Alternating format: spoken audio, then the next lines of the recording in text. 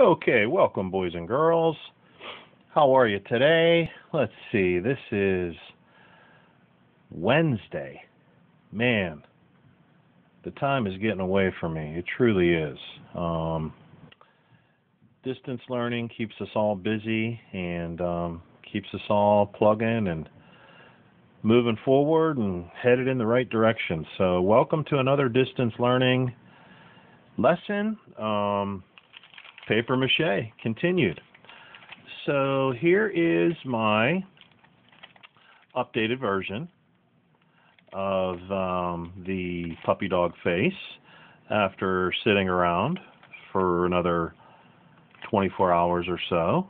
Yesterday, I think we had encouraged you to add some details to the snout and ears, and we put in a little neck, and hopefully you were able to make some adjustments to yours as well. I think I pointed out in an earlier video that I love the fact that the back stayed so flat.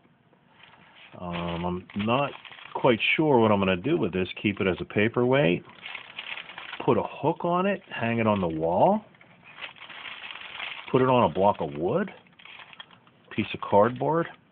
I don't know. But anyhow, here's what I do know. Today's goal is to prime this up so that we could do some sketching on it. And hopefully some of us, a lot of us, will be able to whip up some homemade paint. So speaking of the homemade paint, I whipped up kind of a primer paint that we're going to coat this face with until tomorrow, and it'll make it that much smoother and more accepting of any pencil marks that we put onto it. And the pencil marks will help us guide us along as we begin to add some paint to our creation. Okie doke, so I looked up a paint recipe online. Calls for some table salt, all-purpose flour, which we've been using quite a bit. I got a measuring cup here. This is a quarter cup. Okay, so it's just a fraction of what we've been mixing with recently. You know, way smaller mix today is what I'm trying to say.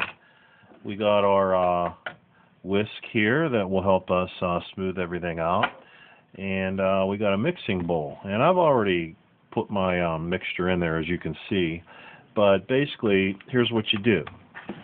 Okay, you're going to do equal part salt, so one of these, quarter cup of salt, and one of these, quarter cup of all-purpose flour. So you put bam, bam, those two things in there.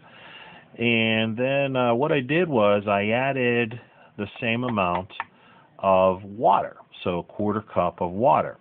Now, when I mixed it together with those three equal parts, I got a good mix, but I noticed it was just a smidgen, maybe too cake battery.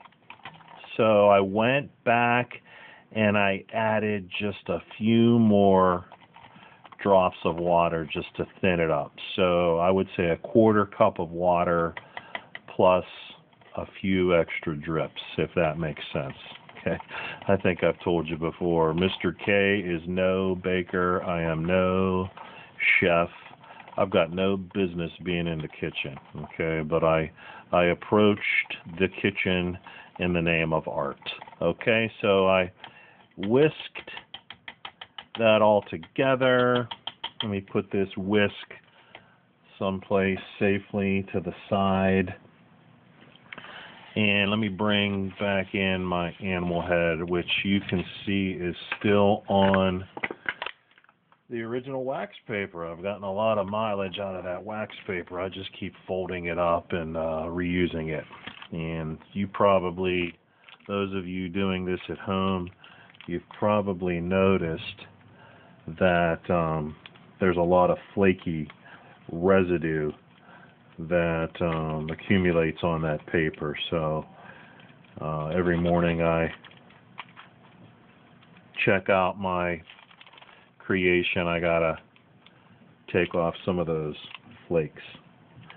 Okay, so what I'm doing here is I am coating my creation with the homemade paint, and it's priming it up and smoothing it out.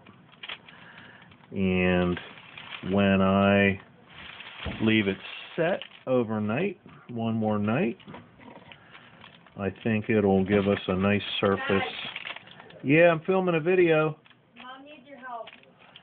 Okay, I'll be there in like 2 minutes. Okay, so my boss is calling me. That would be my wife. And you 8th graders know I'm a big dude, 6'2". My wife, she's a sweet, petite little thing, about 5'3", and I'm scared to death of her. Not really. She's a sweetheart. But I better check on her soon. So, and it's a good thing I'm almost done here. So I'm priming this thing up. The one thing I was going to say was I wish it was whiter. You know, it's taken on a creamy appearance with all the flour inside of the mix. But that's cool. It's all good. It's smoothing up the animal face quite nicely. And like I said, when it dries overnight, we'll be able to add some good pencil marks to it. And we'll be able to use this homemade paint batch to create some other colors. Okay, now you will need some food coloring. So if you're gonna, make some different colors of paint, you're gonna need some food coloring, which you may or may not have. If you don't have it, I bet you can colorize this thing with maybe some colored pencils, markers, crayons, etc. But when we meet up tomorrow, I'm going to take this batch of homemade paint and separate it out into some different smaller containers. And I'm going to add a little food coloring to the mix. And we're going to see if we can't make some homemade paint colors out of this and have a little fun while we're doing this. Okay, so happy painting today, happy priming, because what you're doing is you're priming that surface for sketching and painting purposes on Thursday and Friday. So I hope it works well for you. Today's a beautiful day, so get outside and enjoy it.